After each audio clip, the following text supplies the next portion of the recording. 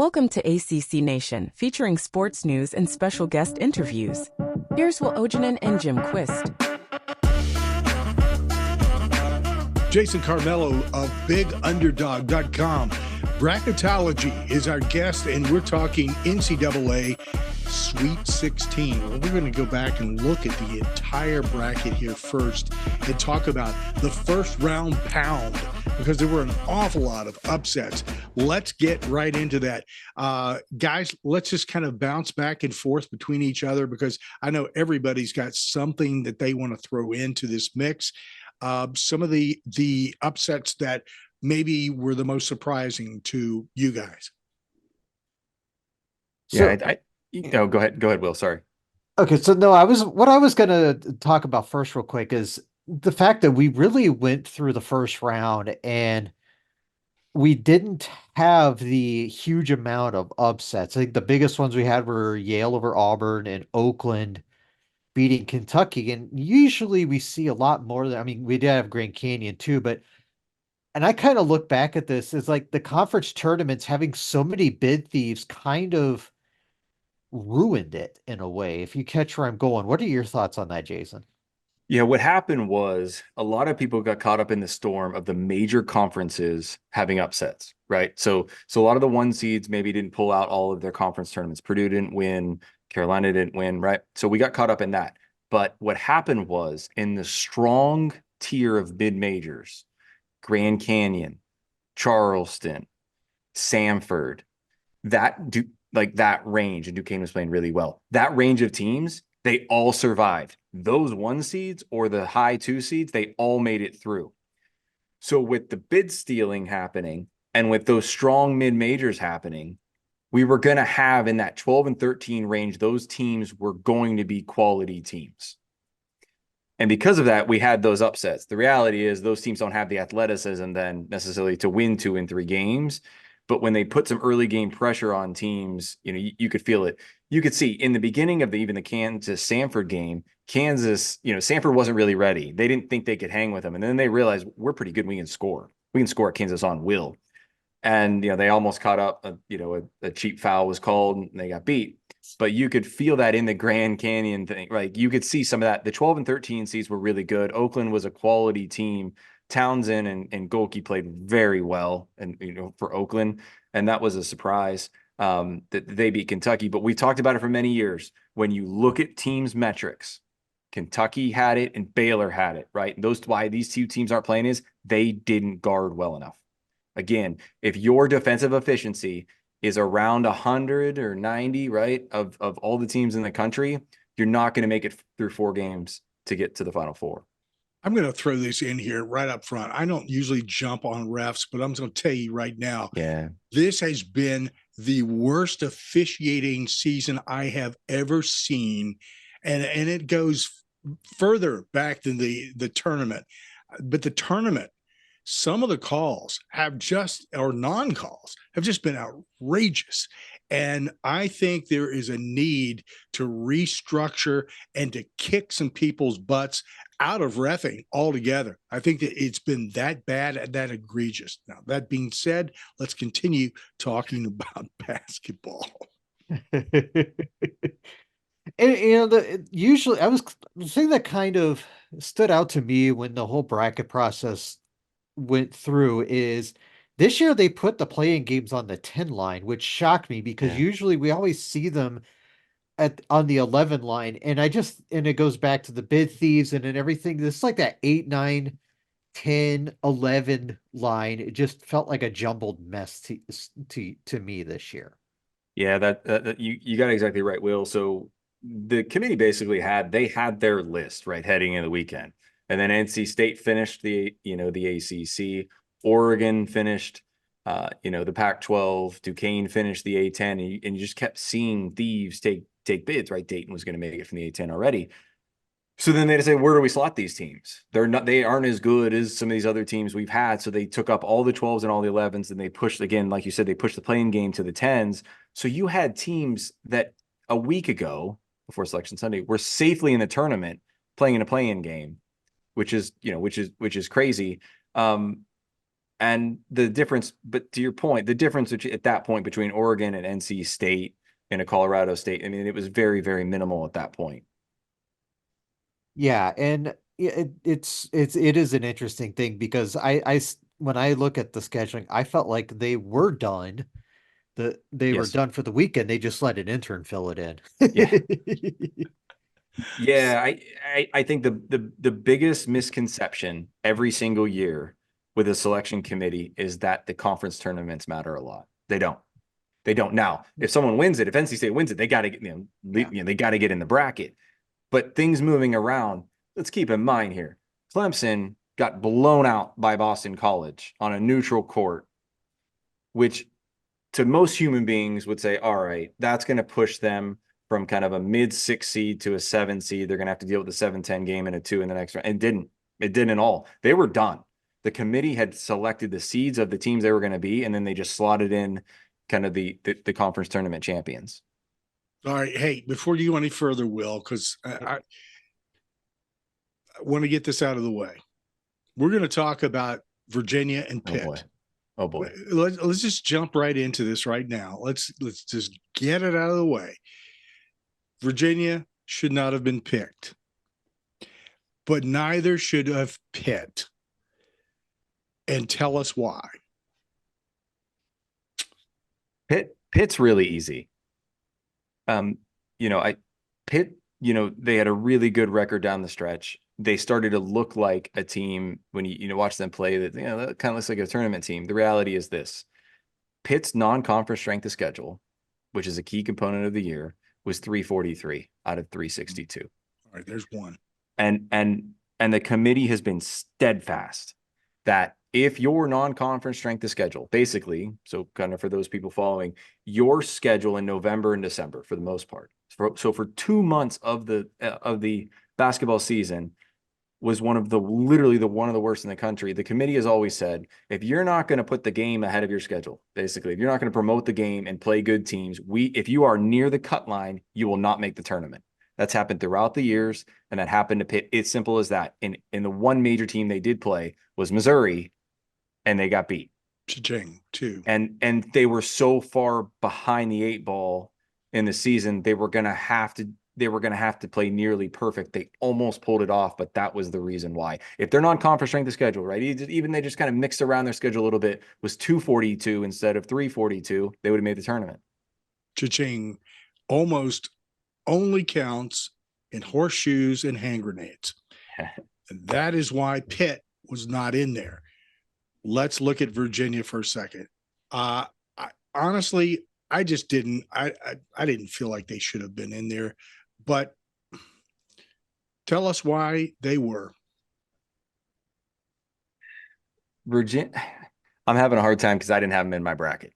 Well, I think there was only like one person that did, to be honest. Yeah. The reality is, you say, well, they, quad one wins. Well, they didn't really have many. Yes, they won at Clemson. They won a neutral court against Florida. But other than that, that was it. They had a solid win over Texas A&M team. But if you're talking about 3 wins over teams in the tournament, that's not typically enough. It's like, okay, well then look at the metrics. I mean, their defense obviously really, really solid throughout the year, and they're built on that. And you tip your cap, and they're really well coached there. Offensively, they were a nightmare. I mean, they were painful to watch. And you say, well, it's not the eye tests. Okay, but still efficiencies matter, and they didn't have it. I just believe that they were in the bracket for the last few weeks for the committee, and then they just said it didn't really matter how they played. They were just going to kind of make it. And for some reason, they believe that Virginia, and again, it's hard to know because if you look at a Seton Hall, a Providence, a St. John, so those teams had quality wins against quality teams that were more than 3.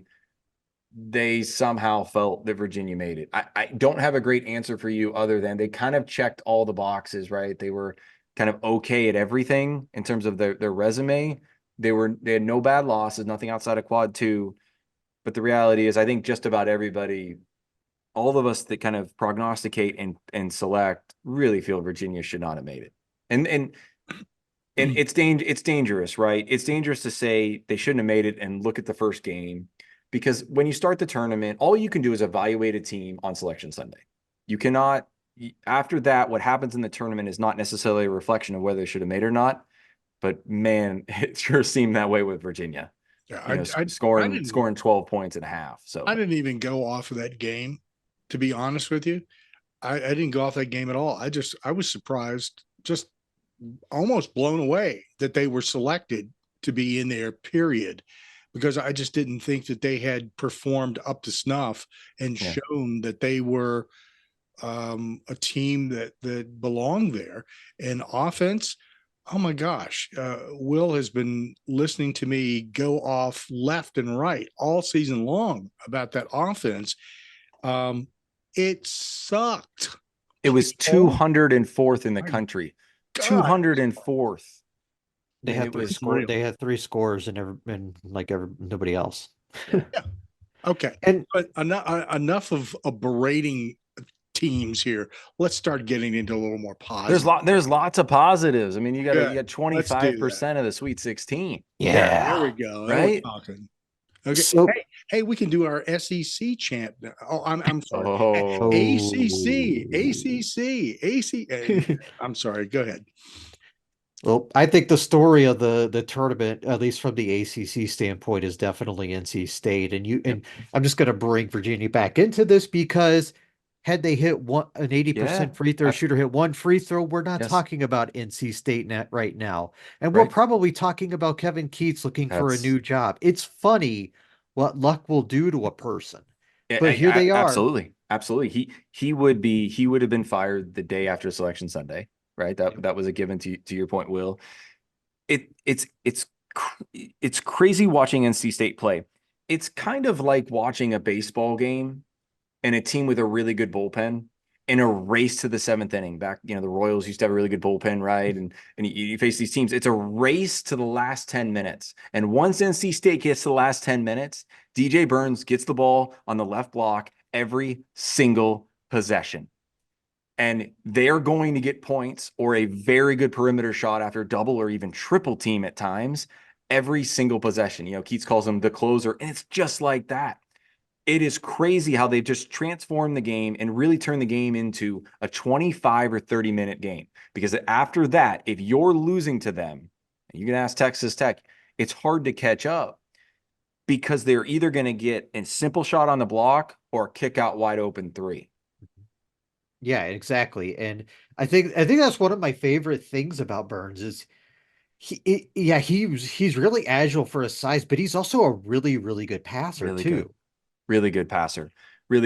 I mean, he hasn't been forcing the ball, right? When he feels the double and triple, he kicks it out, and they have just enough perimeter shooting to make you pay.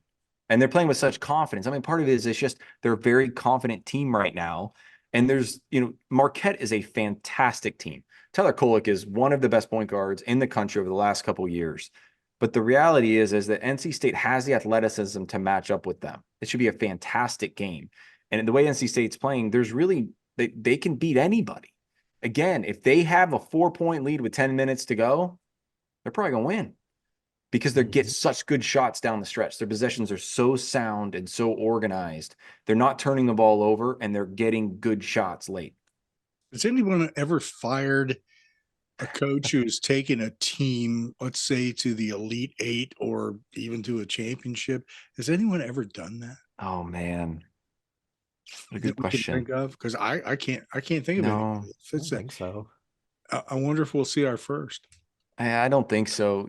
Some of those Kansas State years, you could feel, Bruce Weber would make the tournament, and they did a little bit, but you could just feel the K-State fans pulling away, saying, "Darn it!" In some ways, we wanted a new coach, but yeah, it's incredibly rare. Okay. Such is life. Yeah, you can always hope for stuff.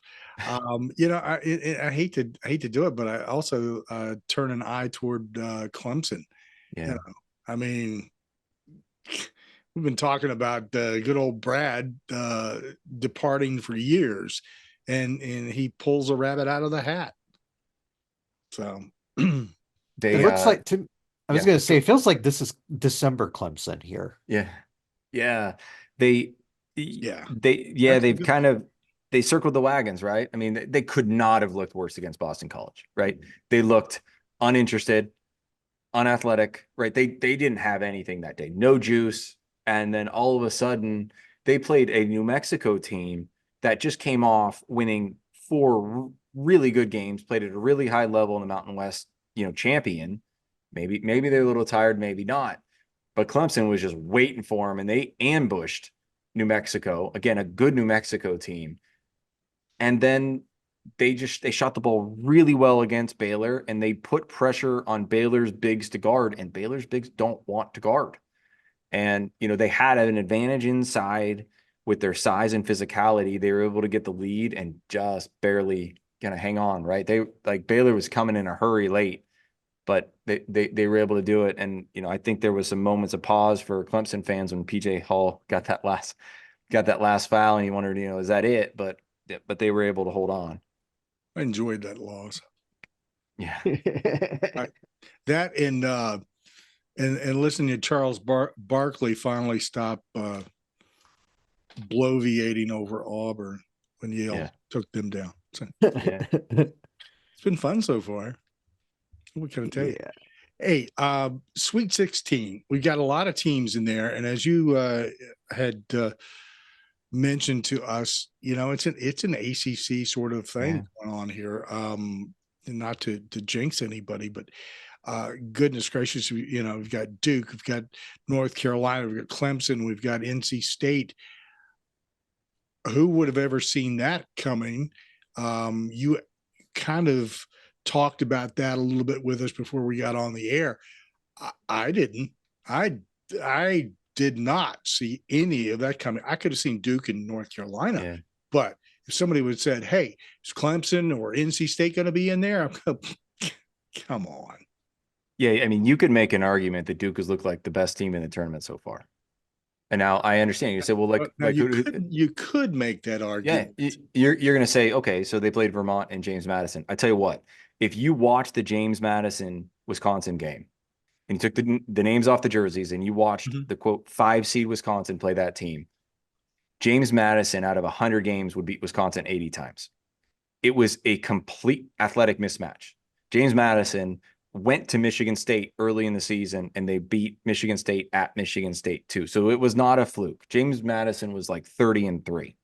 And I understand they're coming off the high and they may not play as well, but 93-55. And that was an incredible performance. And, keep in mind that spread wasn't all that high. It was a 5 or 6 point spread. They were supposed to be in the game with that team, and it was never in doubt. When McCain plays like that, when he plays at that level, Duke is incredibly dangerous. Here's the thing. Houston's defense all year and all the metrics has been number one. Just lately, they are teetering, right? They've lost some players with injuries. You can tell it's almost like they have a really thin roster. They've started to not guard quite as well. They got in foul trouble against A&M, who's very athletic. And now Iowa State has kind of the number one defense. But there's some cracks showing in Houston. Now, I saw Houston here in the Big 12 in person. They play so hard. They work so hard, but they're not great scoring team. Can they play catch up? If Duke can get out ahead of them, can they play catch up? And as well as Houston's overall body of work is, their games recently, if you would have said that Texas A&M is going to score 95 points, I know they had an extra 5 minutes in overtime, but 95 points against that defense, you say there's something wrong with Houston, right? So there is a chance for Duke. Now, Sampson gets a whole week to prepare, right, for Duke. And so that's going to make them a little bit stronger. You're better off catching Houston on only the 1 day rest. But Duke's got a really good shot. I mean, they're starting to put the pieces together. Some of the young players are starting to really play a lot better. And if they can get out ahead of Houston and make Houston try to play catch up, I think Duke's got a really good chance. And you hit on the thing for me. It was McCain. We've talked about it, on the podcast before. He has been playing like one of the best freshmen in the country, and those are what he did against JMU is one of those like lightning in a bottle type games that you're just, when you have those games, it's very special. I don't know if he's going to do something like that again because I mean, Houston still has some really good guards that can defend well. I'm just curious because I think this is the key to the game for me is can Filipowski score? Can they get something from Mitchell? I just feel like the front court's going to be going to decide the game. Yeah, I think you're right. Gaines' game, that was about probably $120 million game for him, right? I mean, that tape will exist with NBA scouts, and they're going to be like, whoa. I mean, that was a financial, windfall for him. You're right, Will. It's going to come down to, can they get some easy baskets? Because when you play Houston, they guard you so well. They work so hard, and they force you to take good shots. Can you get some easy ones? Can you get some rebounds back in? Can you get a few steals and get out in transition? Because it's so hard to score against them when they set up their defense. I'm with North Carolina. I'm very excited for this game against Alabama. I will admit I put Alabama in my Final Four in my bracket. Yep. So for bracket's sake, I want to be right, but also for the ACC's sake, I want to be wrong. But I think what intrigues me about this matchup is there's going to be a lot of points scored in this game. The guard play is phenomenal. Sears is a really good scorer, but you got RJ Davis on the other side. And the Carolina's has played well defensively at times, but we've seen that if your defense slacks just a little bit, Alabama's putting up at least 90 on you. Yes. I mean, it's a track meet. We talked in years past about, do you have a balance? Do you have enough of a balance? Miami last year was the one kind of blip in the whole, you have to have a little bit of both. You have to be in the top 50 efficiency. Miami somehow scooted through with a defense around 100, and that's where Alabama is. So of all the teams, again, there's 362 teams playing. Bama's defense is 101st. Mm-hmm. So they are not, with that athleticism that they have and those prospects that they have, they are not interested in guarding. They're trying to trade you 3 for 2. And Carolina statistically matches up quite well with them because Carolina is balanced and Carolina can absolutely score, and Carolina is fine getting in a track meet and fine going with it and fine trying to win 89-86. Most teams that play Alabama can't do that. Grand Canyon couldn't do that. Mm-hmm. So I think Carolina is in an advantageous spot here because I think when it comes down to it, Bama does not have the horsepower to consistently guard. And I really believe Carolina is going to win that game. It looks like a team in that matchup. I'm also intrigued by that matchup. And honestly, every time I look at Alabama, I always see a dangerous team. In this particular instance, I think what Carolina needs to do is just come out and just pound the crap out of them. Yeah. Early, get those points up. Baycott. Deflate them. Just, this take the wind out. That's right. This is a really big game for Hubert Davis. Like this is one of those games because Nate Oates is a fantastic coach. Like him or not like him, his style of play, it's math and metrics and all those things. And it makes a lot of sense. Don't shoot long twos, either shoot at the rim or shoot threes. Makes sense. But this is one of those. The only real, if you put the rosters together, Carolina needs to win. Carolina should win. Sears and Davis, like you said, offset each other. The reality is this: is Oates going to outcoach Davis that much to make up for it? That's the concern. And because when you look at all of the features of the teams and all of the data that we have across the board, Carolina is steadier in both, right? So, and it's going to be one of those that if Carolina loses this game, he's going to feel that pressure again of, hey, he should, this was a Final Four type team, or at least an Elite Eight team. And, they underachieved a little bit. He'll feel that a little bit. Yeah, the talk will start again. Anyway. Yeah, I think the thing that stands out with Carolina with me is sometimes when players reclassify, they look a little lost. That has not been the case with Elliot Cadeau. I think he's played very mature for his situation. And if he doesn't have that deer in the headlights look, I think Carolina is gonna have a real good game on Thursday night. Yeah, and that's a really good point. Will, also they've been getting steady play from a really experienced player like Cormac Ryan. That 13 or 14 points they know they're going to get from him.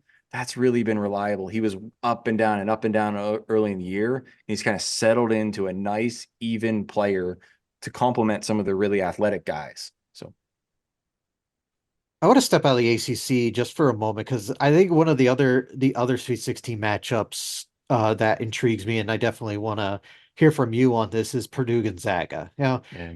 at Gonzaga, I didn't think they were going to be in real danger in their 5-12 game, and I was really impressed with the way they beat Kansas. Yes, I know Kansas is banged up, and I Yeah. thought they would win, and Purdue's faced little to no resistance. I was thoroughly impressed with what they did to Utah State. So, what are your overall thoughts on that game? It's interesting. When you spend time, I spent some time in the preseason Big Ten media session, and then some time at the Big Ten tournament up in your country, Will. And when you're around Matt Painter, you're around one of very few coaches in the entire country that could lose to a 16 seed and win the national title the next year. He has that about him. Bennett had that about him as well. You have to be a top 10 coach, a top 10 motivator to do that. So Purdue has that. Here's the other thing with Purdue. Everybody wants to say, well, they got kind of the same guards and they got Edie. So from afar, Purdue looks like the same basketball team as the last couple of years. So here's why they're not. This is why Purdue is different this year. 2 years ago when they lost to St. Peter's, we talked about it back then. Their defense was 85 or 90. So they didn't guard as well as everybody thought they were, especially having a big guy. This year they're 20. That's different, right? Last year you think, okay, it's the same players. Last year their 3-point shooting, and this is what Painter knew. He knew at the tournament time his guards couldn't shoot the ball. Their 3-point shooting last year for Purdue was 276 in the country. This year it's second. They can shoot. Obviously they have Edie inside. And then he realized, I've got guards that were freshmen last year. They're a little more experienced. What else do I need? He got Lance Jones, who's one of the most athletic players in the Big Ten. He's kind of a slasher, a guarder defensively.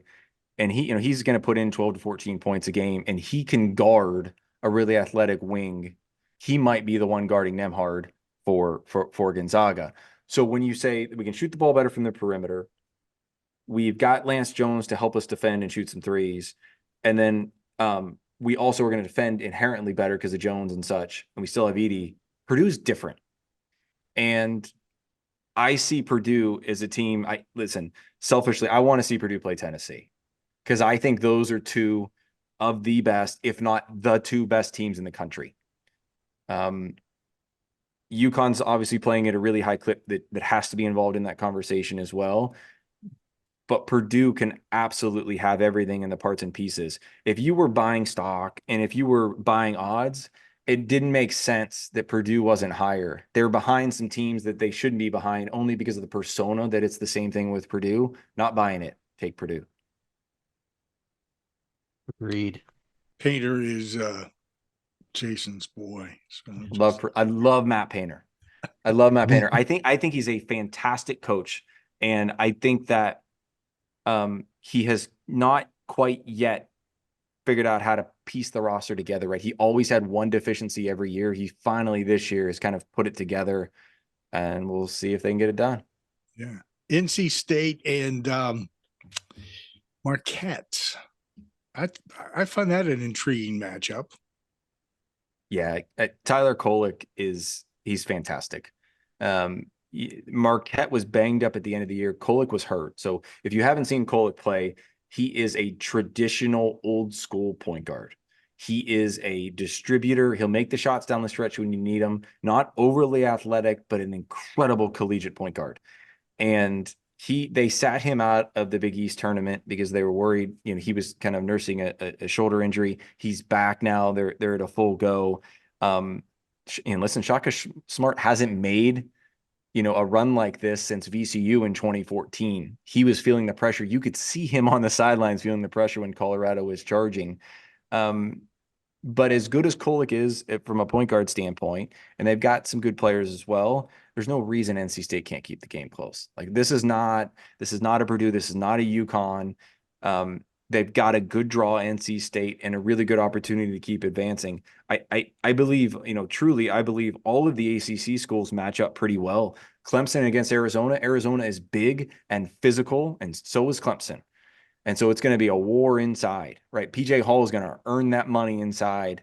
And I do believe that Clemson can play with an Arizona team as well. None of the ACC schools need to come into this kind of intimidated. Listen, if you're San Diego State and you got UConn up in Boston, like that's going to be a tough go. They could do it. San Diego State's got pedigree. Leday's been really good.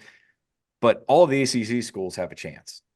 Yeah, and I just wanted to add in on the matchup there. PJ Hall, if he's gonna be hanging out behind the perimeter, I think it's gonna be a tough ask for Omar Ballo to guard him. Yeah, absolutely.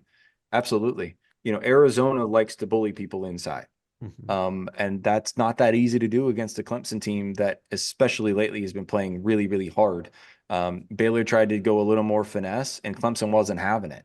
Clemson worked really hard. They rebounded really well. They forced the ball inside. They built the lead, and then they held on. A question about Shaka Smart real quickly. Do you see him going anywhere anytime soon? I don't think so. I think he knows, VCU is a fun spot, right? He was the underdog and the energy and all those things.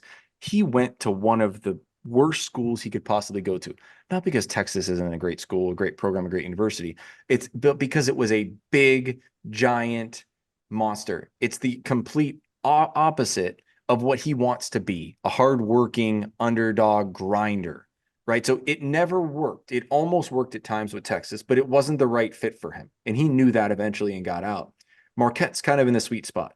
It's got the Big East backing. It's got the resources it needs, but it's not the UConn. It's not the quote, the really, really high name brand. So he always can feel a bit like an underdog. So I think it's a nice sweet spot for him. I think he stays there for quite a while. The reason I asked that question is Louisville looking for anybody. Yeah. I'm expecting my phone call at any moment now. Seems that desperate at times. But I look at him and I'm going, this is a guy that to me, because I've watched him since VCU. Yep. Just in my backyard. And I've just always been impressed by his abilities. He just had this vision. And I'm glad your point about him being at Marquette, perfect fit, good place to be. And he'll make an impression there. But I just wonder how long it's going to be before somebody else comes knocking and says, hey, here's an opportunity. And I was thinking, he might be a good fit for Louisville, maybe. I think it just some of the stuff I've read and some of the interviews I've seen with him, I don't know him. I've never interviewed him. I think he's at a really sweet spot in his career. I think he knows he chased it. He was able to get and settle in. I think he's in the right spot. They talked about, maybe this Charleston coach. So we'll see what, Louisville comes up with. But they've swung and missed quite a bit. For a program like that, from afar, it's kind of hard to see because it's a very proud program, as obviously your listeners know. Yeah, and I'll catch a lot of blowback for this, but they got some issues surrounding that program that need to be cleaned up and have not been, and probably never will be, and that's part of the problem right there. That will continue to haunt their athletic programs because they're not willing to face up to something that's right there in front of them. Question for you. We talked briefly about this prior to going on the net. Yeah. This has become a topic of, hey, let's re-examine the net. Maybe we need to change things. Maybe we need to upgrade things or whatever. But there's all kinds of alternatives and extras that we can throw in here. Will pointed out, rightfully so, this is only a small portion of the tools that you should be using. It's not the only tool that you should be using. Thoughts on maybe upgrading or changing or reconfiguring the net? I think in the next 2 years, it will absolutely be altered. The formula that creates the net, because there's so much publicity brought this year to the attention, especially of the Big 12 net rankings versus their non-conference strength of schedule, right? So if you talk to a Pitt fan and you say, well, hey, like, I'm sorry you didn't make it, but you didn't make it because your non-conference strength of schedule was 343, right? They're going to say, well, look at the whole Big 12. They didn't play anybody, and they made up for all of it in the strength of schedule in the conference. And you say, absolutely. But then you take a look back and you're like, all right, like, how did some of these teams do it? How did BYU stay in the top 15 of the net the entire season? Like, you watch them play and you're like, yeah, they're solid, but they're not a 15th team in the country. It was because they completely obliterated a really weak non-conference schedule. I mean, they were beating teams by 25, 30, and 35 at a regular clip early in the season. So then as a sport, you have to think about this. If the margin of victory, Iowa State did this early and then they prove their merit now, but if the margin of victory is that heavily weighed in the formula, is that really, does it really matter if you win by 18 versus 30? Like, does it really matter? And the net, it absolutely does. You watch the end of games now, coaches keep their starters in the entire game in the regular season and conference tournaments, because if they put their maybe the last 20 seconds you might sub. It used to be last 2.5 minutes you'd sub. If your starters come out and your bench comes in and they give up an 8-0 run at the end, that literally affects your net ranking the next morning. And so if you think about it, is that truly how the sport should be run? Does it really matter if you win by 18 or 30? No. So there needs to be a cap on the margin of victory. We need to be kind of reasonable about it. You know, there's lots of metrics. You know, Eric Haslam does a really good job with his metrics. Bart Torvik does. There's a lot of people that cut it off, that say enough is enough, right? They've got the game in hand. Let's not reward someone for pushing it up to 35 or 40. That's ridiculous. And I think people are going to take a look at this and realize that there's no way that BYU should have been ranked that high, right? There's no way that a St. Mary's, who lost to Missouri State and Weber State, should have been ranked that high ultimately. So we're going to have to reevaluate it, because those teams, that's not aligning. And I think it's going to happen. And I don't know that they'll get it done in time for next year. They will get it done in time, I think, for the following year. Interesting. What about the quad system? This is one of my things that I see is, yeah, we need to have like the bad teams separated, but I just wonder if there needs to be like, I know they use like quad 1A and stuff like that, but just make it more like knowledgeable, like make these games against the better teams, stand out more. Because I mean, you could be Houston at home and then go and beat Samford on the road, and they would both count as quad 1 wins. Yeah. And I just wonder if maybe there needs to be like a shortening of like quad 1 or something. Yeah, I think you're right. My favorite part about the net system is rewarding teams that can win on the road. So to your point, Will, so, for those listening, if you hear quad 1 win, that is if you beat a top 30 team in the net at home, it's a top 50 team in a neutral court, or a top 75 team on the road. So I'd love the fact that it rewards teams that get road victories. But to your point, Will, I completely 100% agree that the top of the system, the quote quad 1 or the top tier win needs to be subdivided. Even if we've got to have more visibility to the top half kind of quad 1 wins versus the bottom half, because you get to the bubble and people post graphics that say, their quad win is, so and so. Well, yeah, you can win quad 1 games, but none of those teams are going to make the tournament. For example, you go to Virginia Tech, like you were saying, well, you go to Virginia Tech and win. Like, what good's that going to do? This is why I thought Colorado might miss the tournament, even though they had good statistical metrics. The only team they beat in their entire season that made the tournament, and from an at-large, was they beat Washington State twice. That's it. And so we get into, well, they had a couple, but they beat Oregon, who snuck in eventually, right?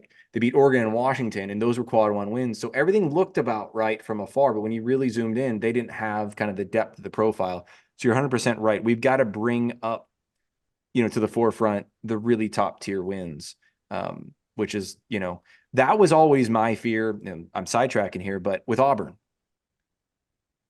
went into the SEC tournament with 1 quadrant 1 win, one. and everybody, but their metrics, because they just kill bad teams, their metrics had them the top 4, top 5, top 6 in the country, depending on what metric you looked at. And I just kept saying, yeah, like I get that, but I also get the fact that they didn't beat the really good teams. And you could feel that even when they played Yale. They had deficiencies, and when games were close, they didn't have the confidence because they didn't beat good teams. And although Yale wasn't great, they didn't have kind of that basis under them of winning a lot of those close, tight games against tournament caliber teams. Interesting. This conversation is going to have to be picked up and expanded further. But we've got games coming up here in the next couple of days. Sweet 16, ACC's got 25%. Hey, yeah. ACC, right? You guys should be waving the flag, and it's been a banner. I mean, it's been a banner postseason. I think they all, like I said, I think they all still have really good chances. I'm going to sneak in one more game to talk about is Creighton, Tennessee. Ooh, yeah. I get that Tennessee in there.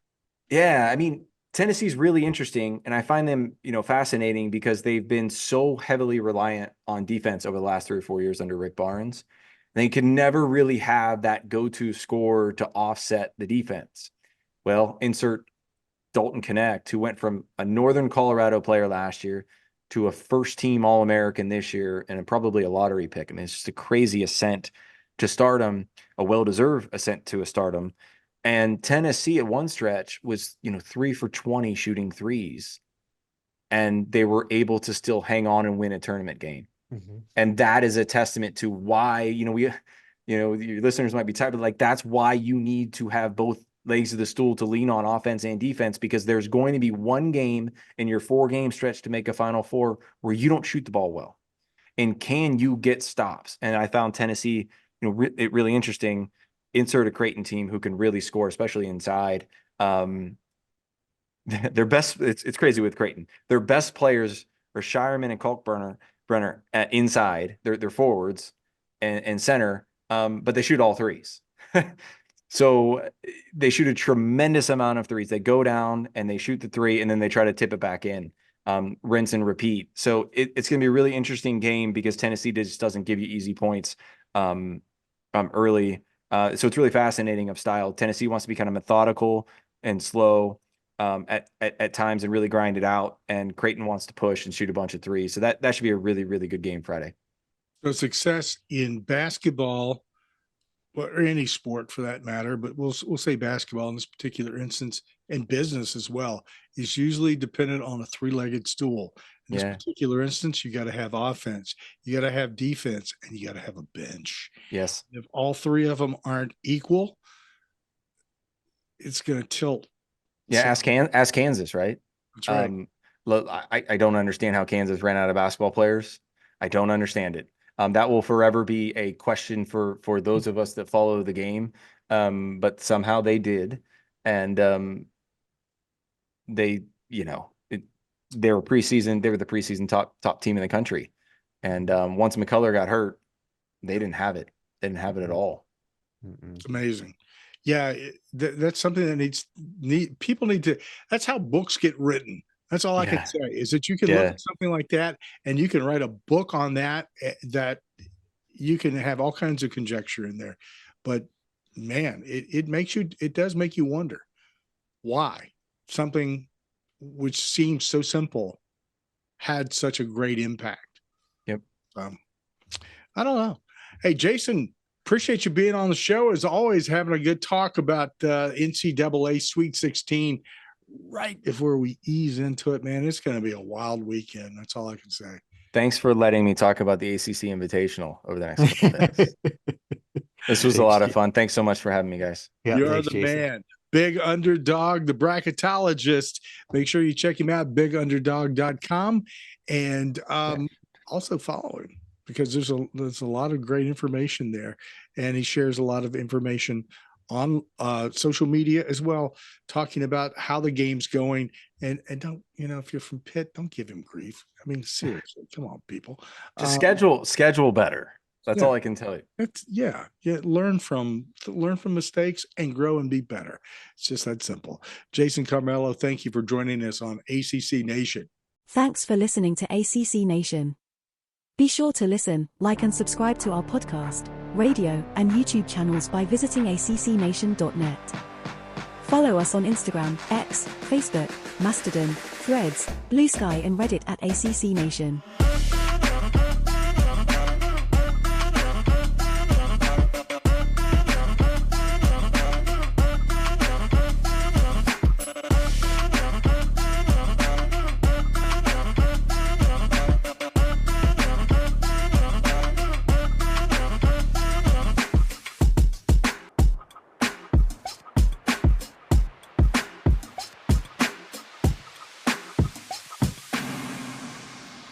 ACC Nation.